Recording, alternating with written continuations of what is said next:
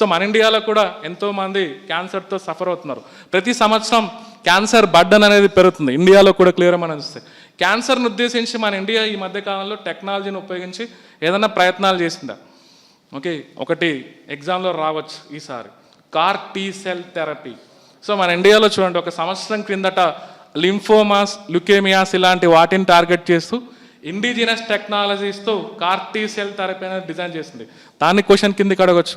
So ఇండియాలో ఇంకొక problem sickle cell anaemia. Sickle cell anaemia ఖచ్చితంగా ఈసారి క్వశ్చన్ రావచ్చు.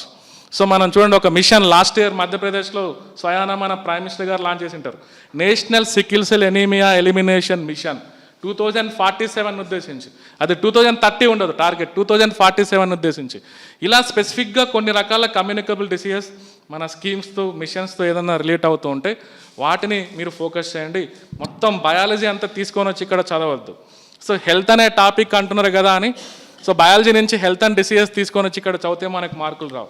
సో దాన్ని మనం స్పెసిఫిక్గా ఈ మధ్యకాలంలో కరెంట్ అఫైర్స్లో ఉండేటువంటి వేటిపైన మన ఇండియా ఫోకస్ చేస్తుంది, సస్టైనబుల్ డెవలప్మెంట్ గోల్స్ ఏం చెప్తుందో వాటిపైన కాన్సన్ట్రేషన్ చేయండి. మీకు ఖచ్చితంగా బిట్ అనేది పోదు. క్లియర్గా మనం చూస్తే